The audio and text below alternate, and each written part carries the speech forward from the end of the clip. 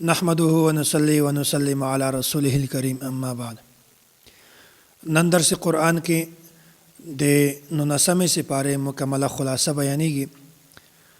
د دغه سپاره په شروع کې الله تعالی د متکبرینو تمنا دا بیان کړی ده. وقال الذين لا يرجون لقاءنا، کوم هغه خلک چې د الله تعالی سره د ملاولو توقع نه لري او د دې تکبر دی وجه خپل ځان دومره غټ غني چې د رسول الله صلی الله علیه وسلم خبرې منلو ته تیار نه دي، او دوی دا وایي چې یا خو دې براه راست اسمانونه مونږ ته فرشته را نازله شي چې هغه دې مونږ رهنمایي وکړي، یا دې براه راست الله تعالی د مونږ رهنمایي وکړي. نو دلته الله تعالی دا خبره بیانوي، وایي دوی د فرشتو د ملاقات سره ډېر زیات خواهش ده، خو په کوم ورځ باندې چې دوی فرشتي وویني په هغه ورځ باندې به دوی ته د خوښۍ مناولو هیڅ موقع نه میلاویږي، ځکه چې په کوم ورځ باندې دوی جهنم ته ورچول کېږي بیا په هغه ورځ باندې دوی فرشتي ویني او هغه ورځ بیا دوی لپاره ډېره د حسرت والا ورځ ده. بیا الله تعالی مخته دا خبره بیانوي د مشرکینو حسرت او ندامت، یوم یعز الظالم علی یدیه یقول یا لیتنی. د قیامت پر ورځ باندې به چې کله کافران عذاب وویني بیا به دا وایي چې کاش موږ د رسول الله صلی الله علیه وسلم خبره منلې وای او د خپل ملګري دغه نه مراد ابی بن خلف ده د هغه خبره موږ نه وای منلې.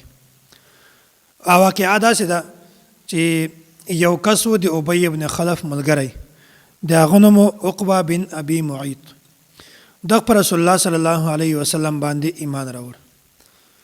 چې کله ایمان راوړ بیا ابی بن خلف ته پته ولګېده چې دغه په نبی علیه الصلاة والسلام باندې ایمان راوړی ده، اسلام قبول کړی ده.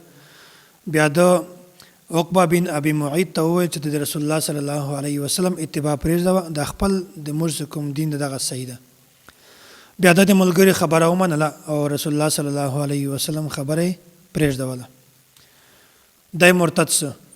د خبره الله تعالی بیانوي د قیامت پر ورځ به دا تمنا کوي، حسرت په کوي چې کاش موږ د رسول الله صلی الله علیه وسلم خبره منلې وای او د ملګری ابی ابن خلف خبره نه وای منلې. دا دواړه په غزوه بدر کې بیا دوی دواړه ختم شول، مړه شول. بیا الله تعالی مخکې دا خبره بیانوي، قل ما اسألکم علیه من اجر. او ای پیغمبره ته دوی ته ووایه چې زه تاسو ته کومه د دین خبره کوم، په دا باندې تاسو نه زه هیڅ اجر نه غواړم. نو دلته اوس دا خبره ده چې آیا د دین په کار باندې اجرت اعلی تعلیم الدین، د دین په کار باندې اجرت اخیستل دا صحیح ده او کنه؟ په دې کې دوه خبرې دي. اوله خبره خدا ده که کوم یو کس دین پڑھاوي، دین چاته ښیي، د دغه دپاره چې زه په دین باندې اجرت حاصل کم، دا خو جایز نه ده. او که یو کس دین صرف د الله تعالی د رضا دپاره خلکو ته ښیي او بیا اجرت اخلي د دې لپاره چې دا د ما ضرورت ته، بیا دا صحیح ده، په دې کې هیڅ قباحت نشته.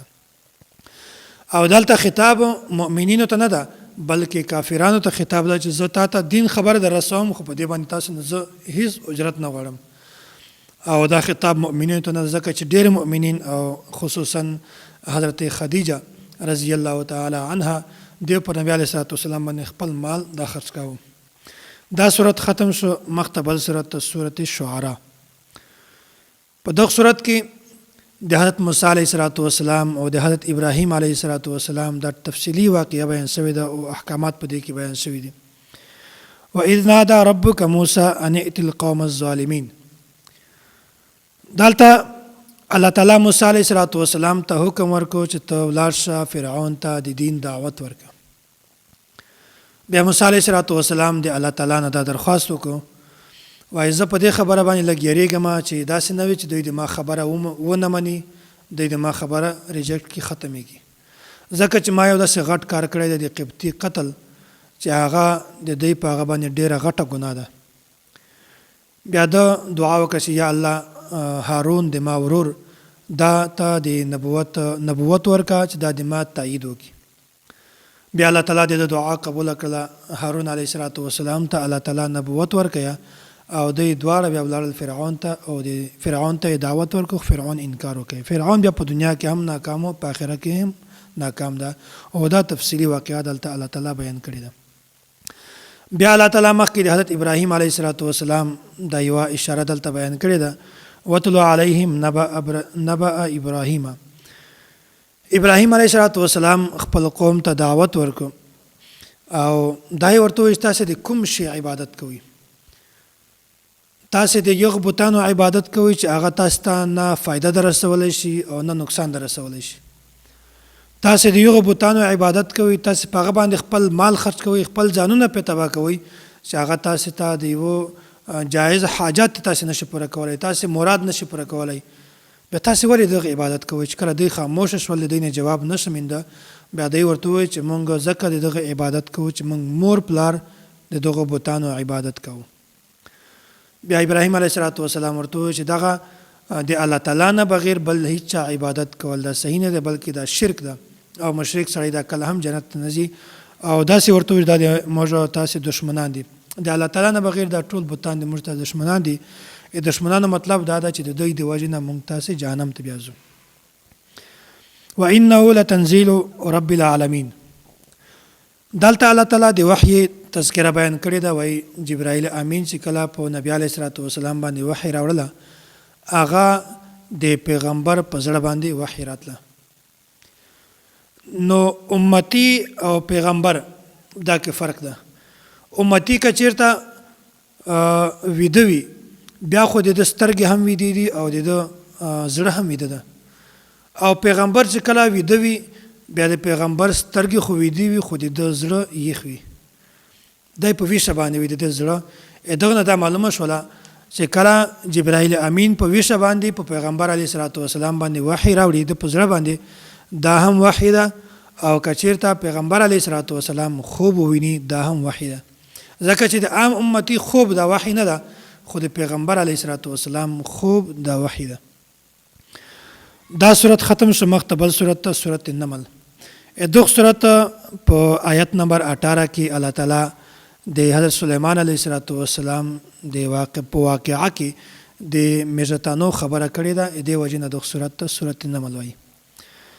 او په دې کې بنیادی طور باندې عقیده توحید، عقیده د رسالت او عقیده د آخرت دا الله تعالی بیان کړې ده.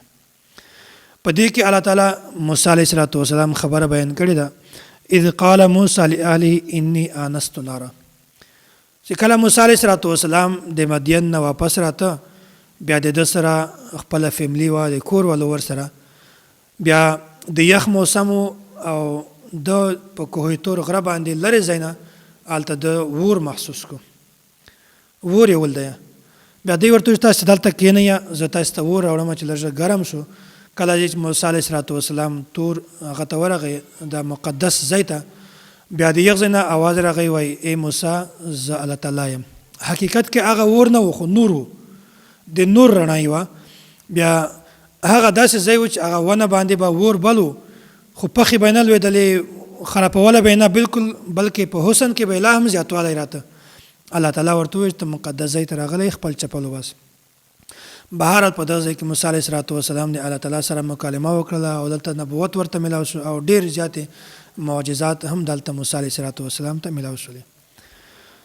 وورث سلیمان داوود. دلته الله تعالی دا خبره بیانوي، وایي د داوود علیه السلام وراثت چې کوم هغه سلیمان علیه السلام ته میلاو شو. دلته د وراثت نه مراد دنیاوي یا مالی وراثت مراد نه ده، بلکې نبوت او سلطنت مراد ده.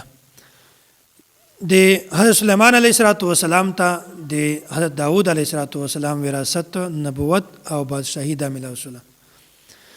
او د دغه نه مراد مالی وراثت نه ده، ځکه چې حضرت داوود علیه السلام یو زوی نه و بلکې 19 زمنې و.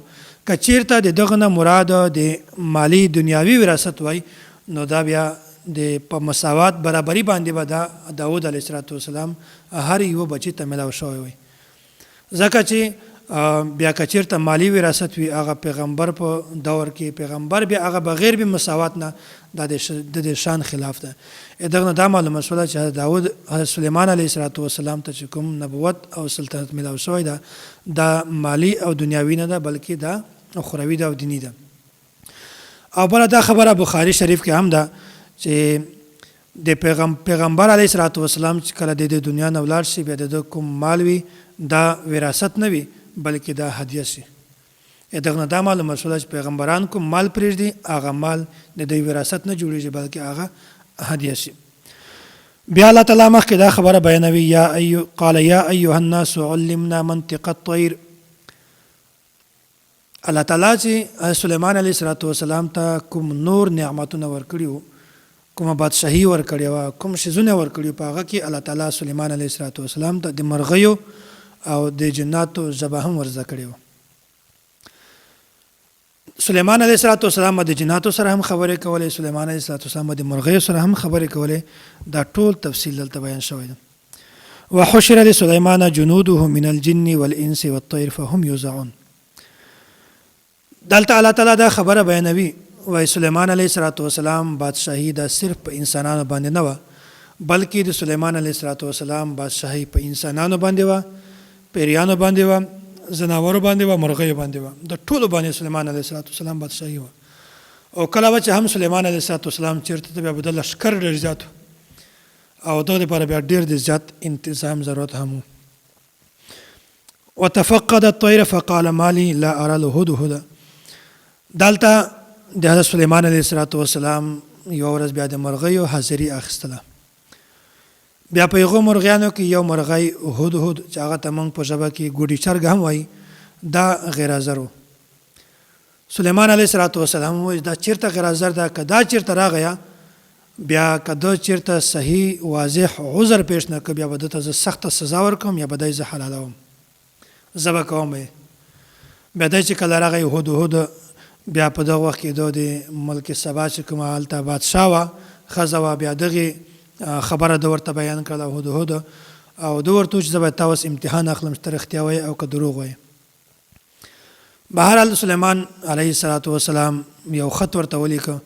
په خط کې دا ورته وویل چې بسم الله الرحمن الرحیم او د ما په مقابله کې سرکشي مه کوه او د ما اطاعت وکړه او د ما خواته راشه. بیا داسې و چې هغه کومه بادشاه وه په هغه ځای کې د سبا والا بیا دی په خلکو باندې حکمراني کوله او لمر سترګه چې کومه و د هغې عبادت پرې کوو. ملکه بلقیس دغې خپلې درباریانو ته وویل چې ما ته یو خط راغلی ده د حضرت سلیمان علیه السلام د طرفه نه او دې خط په باره کې خو ډېر مهذب خط ته او دې باره کې ما ته مشوره راکړي. بیا درباریانو ورته وویل چې موږ په طاقت کې هم زیات یو، په تعداد کې هم زیات یو، موږ به دې خلاف جنګ کوو. بهرحال باقي د تا خپله رایه ده، د تا خپله مشوره ده چې کومه خبره تا باندې ښه لګي. بیا داسې وشول چې ملکه بلقیس دغه سلیمان علیه السلام ته تحایف ګفټ هدیه راولېږله. بیا سلیمان علیه السلام هغه واپس کړله او ورته وویل تاسې د مال په ذریعه سره د ما مدد کوئ، حالانکې د ما مال په تاسې نه هم ښه ده زیات ده او داسې لښکر به در ولمه چې د هغه سمبالول ول به تاسې بیا نه وي. بهرحال حضرت سلیمان علیه السلام خپل وزیر آصف بن برخیه د دغه په ذریعه سره یا سلیمان علیه السلام خپل د چا په ذریعه سره هغه د ملکه بلقیس ول تخت دا راوغوښت. او په دې کې څه تبدیلي وکړله. بیا په انا بعد ملکه بلقیس راغله او د سلیمان علیه السلام اطاعت یې وکړه، فرمانبرداري یې وکړله او ورته وویل چې وسه پورې ما په خپل ځان باندې ډېر زیات ظلم کوو او آینده به زه د تا سره د الله تعالی فرمانبرداري اختیاروم، د الله تعالی اطاعت به کوم، هره خبره به منم. او دی بیا په انا بعد سلیمان علیه السلام باندې ایمان راوړ. الله تعالی دې موږ تاسې ته د دین سم اجر نصیب کړي. واخر دعوانا ان الحمد لله رب العالمین.